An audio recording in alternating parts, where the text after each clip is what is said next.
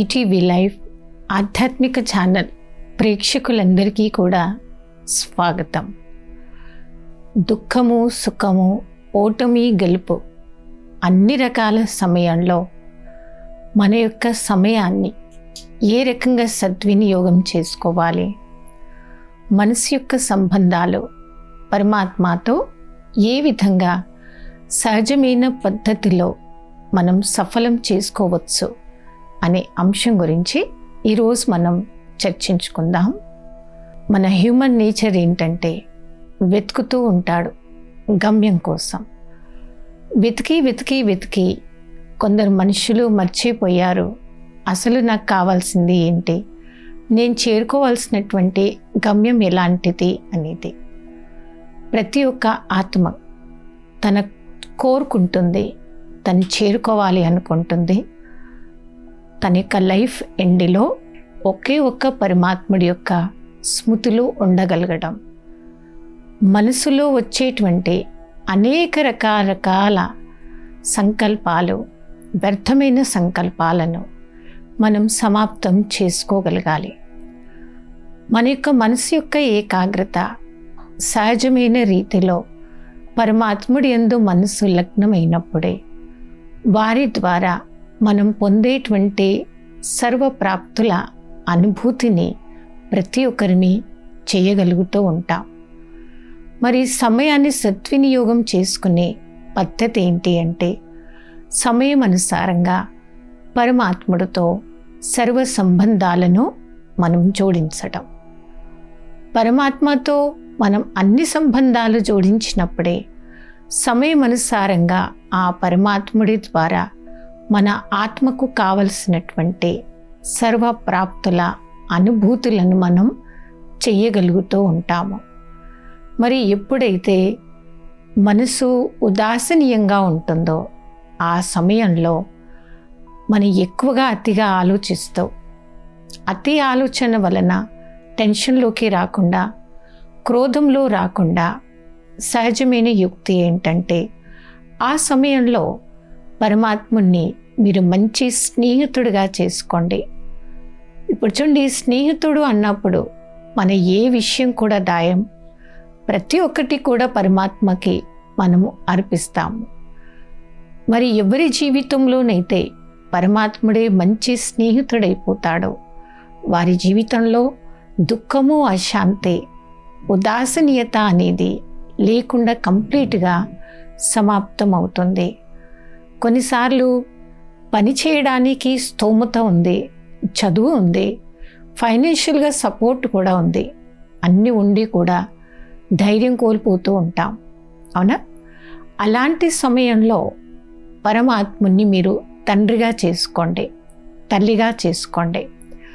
ఇప్పుడు చూడండి, తండ్రి నాకు ఉన్నాడు అన్నప్పుడు ప్రతి ఒక్కరికి మంచి ధైర్యం వస్తుంది.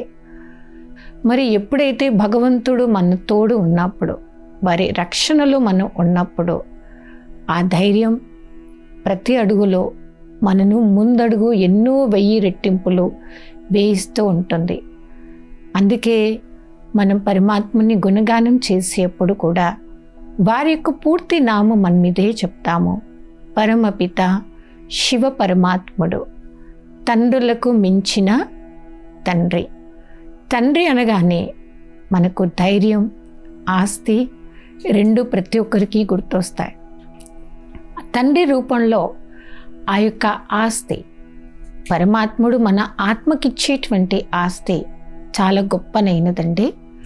అదే అనేక జన్మలకు సరిపడా సుఖశాంతిమయమైనటువంటి జీవితం. కొన్నిసార్లు హ్యాపీనెస్ యొక్క ఫీలింగ్ ఎలా ఉంటుందంటే మనం అనేస్తూ ఉంటాం, ఇలాంటి హ్యాపీనెస్ నేను లైఫ్ అంతా మర్చిపోలేను అని. అలాంటి హ్యాపీనెస్ పరమాత్మని తండ్రిగా చేసుకున్నప్పుడు ప్రతి ఒక్కరిని అనుభవం చెయ్యగలుగుతాము. అలాంటి అనుభవం చేయగలిగేటువంటి ఆత్మ వారి యొక్క జీవితం నుండి దుఃఖమును, అశాంతిని పర్మనెంట్గా మాయం చేసుకోగలుగుతుంది. అలాంటి సుఖశాంతిమయమైనటువంటి జీవితాన్ని ప్రాక్టికల్ జీవితంలో ఎలా మనం అనుభవం చేయాలనేదే బ్రహ్మకుమారిస్ మెడిటేషన్ సెంటర్లో ప్రతినిత్యం మేము మీకు నేర్పిస్తాం. తర్వాత తల్లి సంబంధంలో, తల్లి అనగానే మనకి వారి యొక్క ప్రేమ, సెక్యూరిటీ అనేది మన ప్రాక్టికల్ జీవితంలో ఎక్స్పీరియన్స్ అవుతూ ఉంటుంది. ఓకే, మరి ఎప్పుడైతే పరమాత్ముడే మనకు తల్లి అవుతారో, వారి ప్రేమలో మనం లగ్నం అవుతామో, మనసు ఎప్పుడు కూడా నిండుగా ఉంటుంది. ఎంత నిండుగా అంటే మీకు ఎప్పుడు కూడా అతి కోరికలు కానివ్వండి, అతి చంచలత్వం అనేది మీ మనసుకి రాదు. నేడు సమాజంలో ఇంత దుఃఖము, అశాంతి పెరగడానికి దానికి అతిపెద్ద కారణం అతి కోరికలు కూడా. అసంతుష్టమైనటువంటి జీవితం, అతి కోరికల్లో ఉండేటువంటి ఆత్మ ఎప్పుడు కూడా తృప్తికరమైనటువంటి జీవితంలో జీవించదు. మరి ఎప్పుడైతే పరమాత్మ మీకు తల్లి రూపంలో మీకు సన్ముఖంలో వస్తారో, అప్పుడు ఎలాంటి అశాంతి అనేది, దుఃఖం అనేది, ఫ్రస్ట్రేషన్ అనేది రాదు.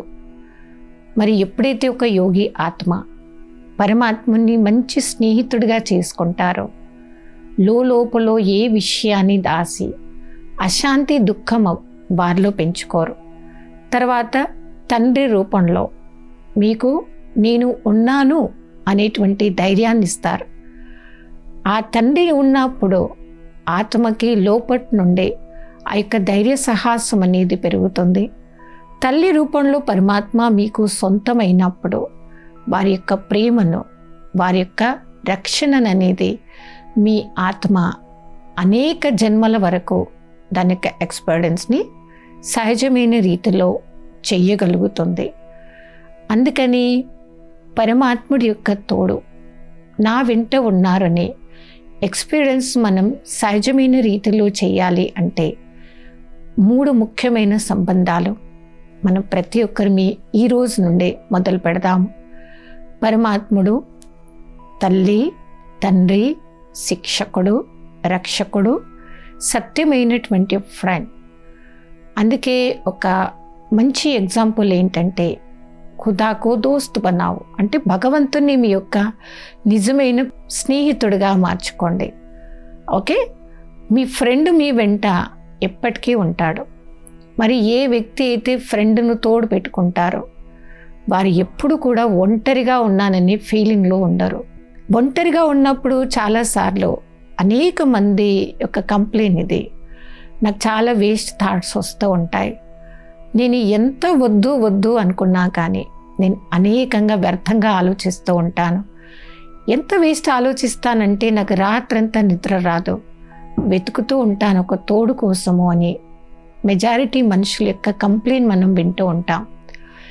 ఇలాంటి ప్రాక్టికల్ ప్రాబ్లమ్స్, కంప్లైంట్స్ ఏ ఉన్నా పరమాత్మ మీకు గుడ్ ఫ్రెండ్ అయిన రోజు ఈ అన్ని కంప్లైంట్స్ నుండి మీరు దూరం రావచ్చు. అందుకే అంటుంటారు, యొక్క ఆధ్యాత్మిక భాషలో ఏమంటారంటే, మీరు కంప్లైంట్స్ ఉంటే కంప్లీట్ అవ్వలేరు అని. కంప్లైంట్స్ ఉన్న ఆత్మ కంప్లీట్ అవ్వలేదు. సో మెజారిటీ మనుషుల కంప్లైంట్స్ ఏముంటాయి ఈ రోజుల్లో, నేను అతిగా ఎక్కువ వ్యర్థం ఆలోచిస్తూ ఉంటాను.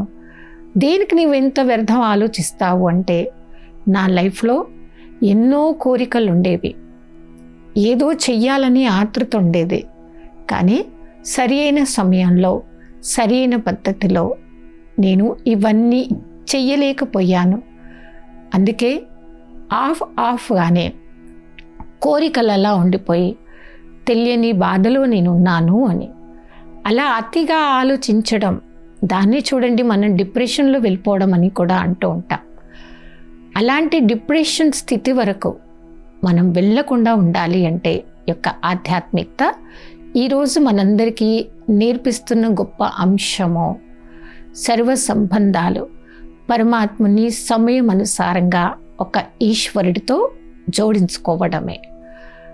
ఇప్పుడు చూడండి, కొందరు అంటూ ఉంటారు, వెతికి వెతికి వెతికి నాకు కావలసిన గమ్యం ఏంటో తెలియక చాలా వెతికాను, తిరిగాను, భక్తి చేశాను, తీర్థయాత్రల్లో కూడా వెళ్ళాను, కానీ నా ఆత్మకు కావలసిన నిజమైన శాంతి భగవంతుడి ద్వారానే దొరికింది అని. అది నిజమేనండి.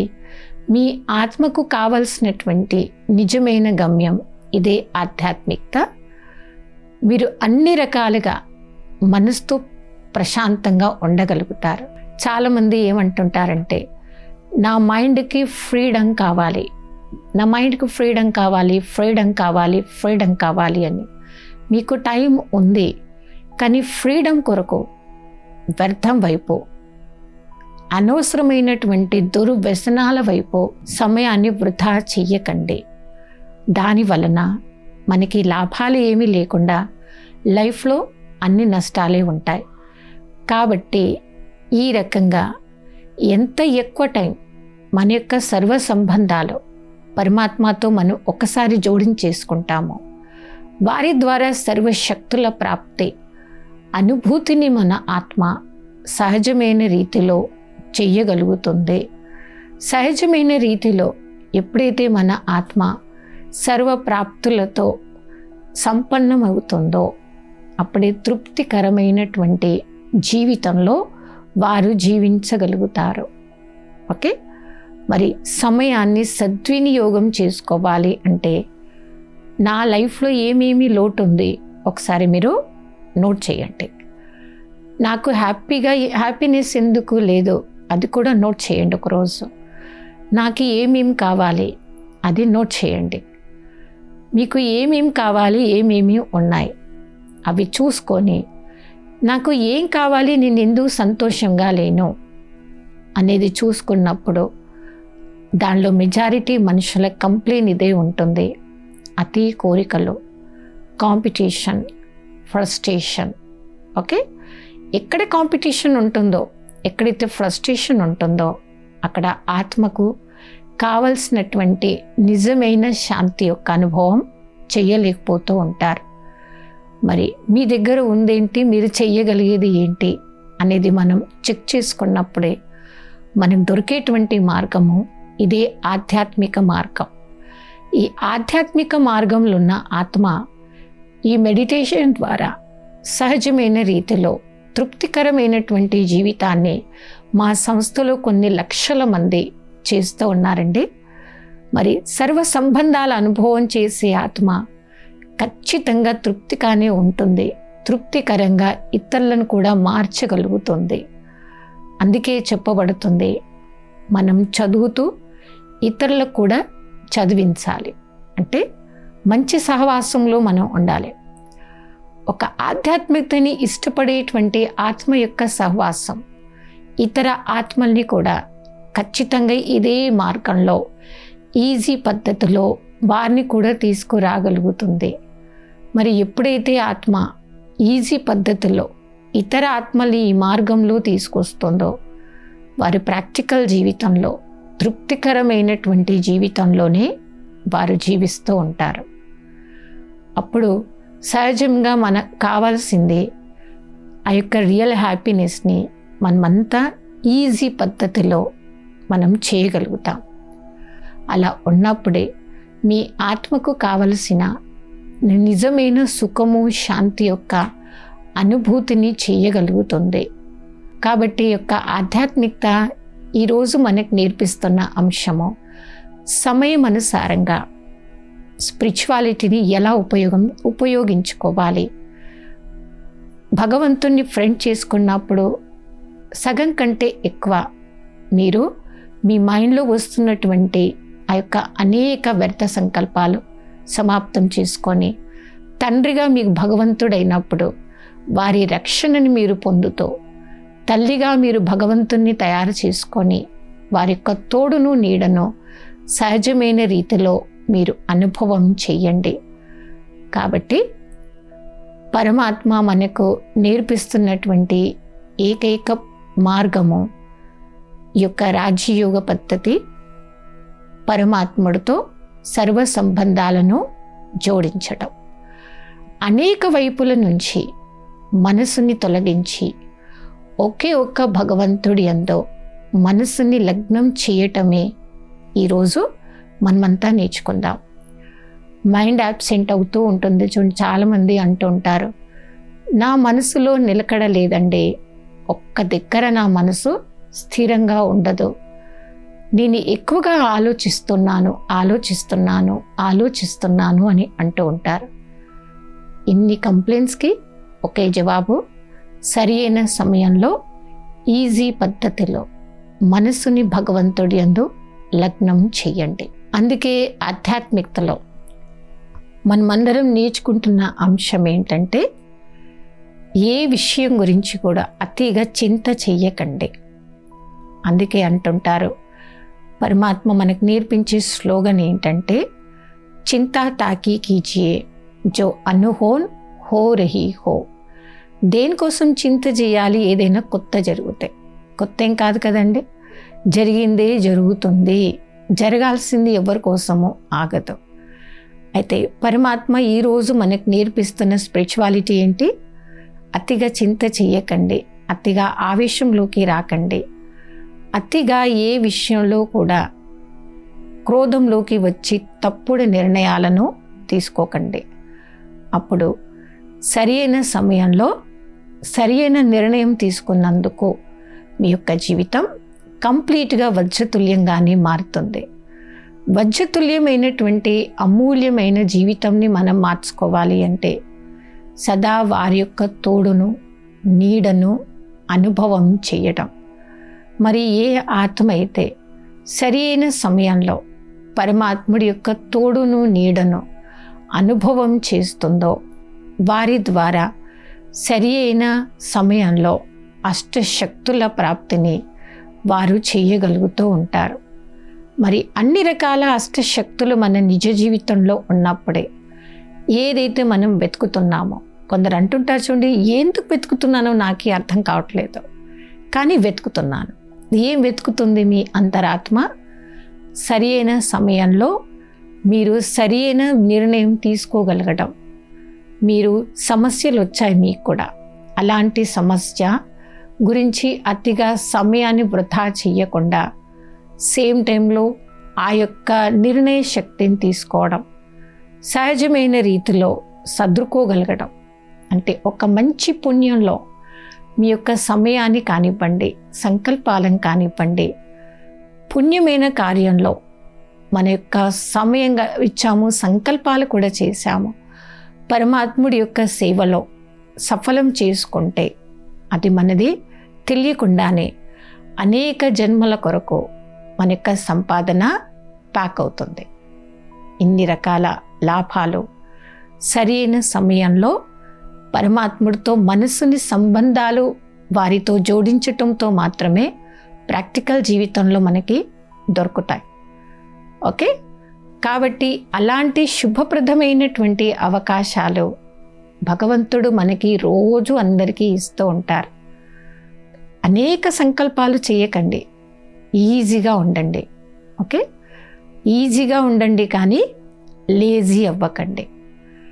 ఈజీగా తీసుకోవాలి ప్రతిదాన్ని, కానీ లేజీ అవుతే సోమరితనం అనేది మన మనసులో పెరిగినప్పుడే మనకు ఎటువంటి ఆపద వస్తుందో ఏమో, నాకేమైనా కీడు జరుగుతుందో ఏమో అని వ్యర్థ సంకల్పాలు కూడా వస్తూ ఉంటాయి. అలాంటి అనేక రకాల వ్యర్థ సంకల్పాల నుండి, బంధనాల నుండి మన ఆత్మను సహజమైన రీతిలో మనం ముక్తు చేసుకున్నప్పుడే, వారి నుండి సర్వ సంబంధాలు జోడించుకున్నప్పుడే మన అంతరాత్మ నిజమైన జీవితంలో సుఖప్రదమైనటువంటి సంతోషకరమైనటువంటి అనుభూతులను చెయ్యగలుగుతుంది. కాబట్టి సమయం అనుసారంగా మనం ఇవన్నీ వాడుకుందాం. ఉదయం లేవగానే మీ యొక్క మనసుకి మంచి సంకల్పం ఇవ్వండి. మంచి సంకల్పం ఇచ్చి మీ యొక్క సబ్కాన్షియస్ మైండ్లో నిన్న రాత్రి వరకు ఏమేం జరిగిందో చెడును కంప్లీట్గా మీరు మర్చిపోండి, ఫుల్ స్టాప్ పెట్టండి. ఒక తెలివిమంతుడైన వ్యక్తి ఏది కూడా పెండింగ్ పెట్టుకోకుండా అప్పటికప్పుడే అన్నీ క్లీన్ చేసినట్టు ఎర్లీ మార్నింగ్ నిద్ర లేవగానే మీరు మెడిటేషన్ నేర్చుకోండి. మార్నింగ్ పరమాత్మకి గుడ్ మార్నింగ్ చెప్పి మీ యొక్క డే ఎలా ఉండాలో, ఏ విధంగా ఉంటే మీరు ఈరోజు అంతా హ్యాపీగా ఉంటారో మీరు మంచి ప్లాన్ చేసుకొని మన ఎర్లీ మార్నింగ్ ఎప్పుడు కూడా పరమాత్ముడి యొక్క తోడుతో, పరమాత్ముడి యొక్క నీడతో మనం స్టార్ట్ చేయాలి. తర్వాత ఎంత హాయిగా నిద్రలు ఇవ్వాలి అంటే టెన్షన్గా మీరు ఎప్పుడు నిద్ర లేవకండి. కొందరికి అలవాటు ఉంటుంది, లేవగానే టెన్షన్గా నిద్రలేస్తూ ఉంటారు. ఏదో అయిపోయిందో ఏమో అలా లేవకూడదండి. ఎప్పుడు ప్రశాంతంగా నిద్ర లేవండి. పరమాత్మకి గుడ్ మార్నింగ్ చెప్పండి. తర్వాత మార్నింగ్ మీకు ఫస్ట్ గుర్తొచ్చేది పరమాత్మ తల్లి రూపంలో వారి ద్వారా మీ మనసుకి కావాల్సినంత శక్తికరమైనటువంటి, ఆరోగ్యకరమైనటువంటి ఒక పాజిటివ్ ఎనర్జీని ఇచ్చేటువంటి ఫుడ్ మీరు తినండి. మనం డే అంతా గట్టిగా ఉండాలంటే ఏం చేస్తుంటారు మనలో చాలామంది? మంచి హెవీ బ్రేక్ఫాస్ట్ చేస్తూ ఉంటారు. అలా ఎర్లీ మార్నింగ్ మీ మనసుకి కావలసినటువంటి హెవీ మంచి ఆరోగ్యకరమైన భోజనం, దాన్ని అంటారు సకారాత్మకమైన చింతన చెయ్యండి. తర్వాత ఎలాంటి బ్యాడ్ న్యూస్ చదవకండి. ఓకే, అప్పుడు మీరు చాలా హాయిగా నిద్రలేస్తారు. మనం పేపర్ చదవచ్చండి, న్యూస్ వినొచ్చండి, కానీ మార్నింగ్ మీ సబ్కాన్షియస్ మైండ్కి బ్యాడ్ న్యూస్ ఎప్పుడూ చెప్పకండి. లేవగానే మంచి గుడ్ న్యూస్ మాత్రమే వింటూ ఉండండి. హాయిగా రిలాక్స్గా పాజిటివ్గా మీరు డే స్టార్ట్ చేయండి. తర్వాత మనకు కావలసినటువంటిది పరమాత్మ మనకు శిక్షకుడి రూపంలో మంచి గుడ్ మెసేజ్ మీరు చదవండి.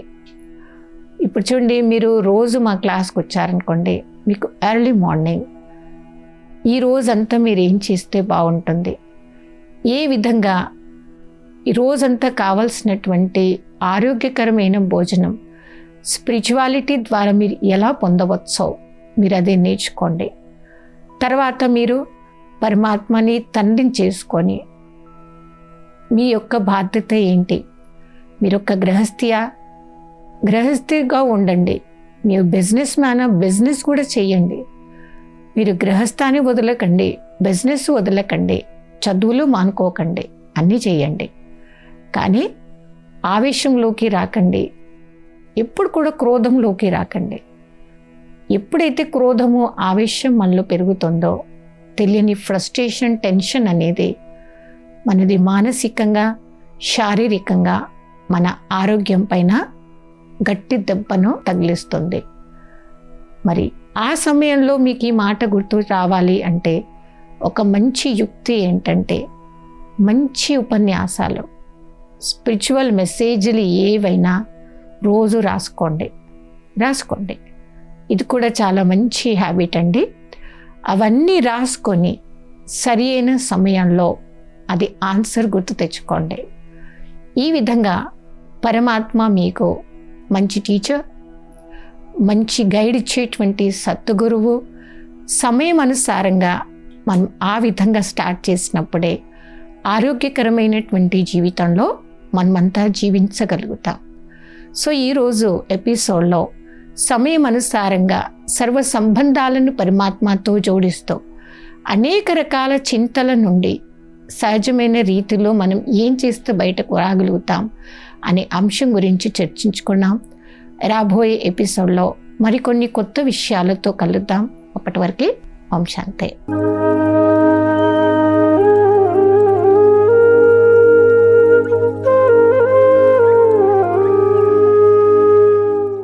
ఈ కార్యక్రమాన్ని తిరిగి చూడాలనుకుంటే www.youtube.com/ETV Life Spiritual లో చూడవచ్చు.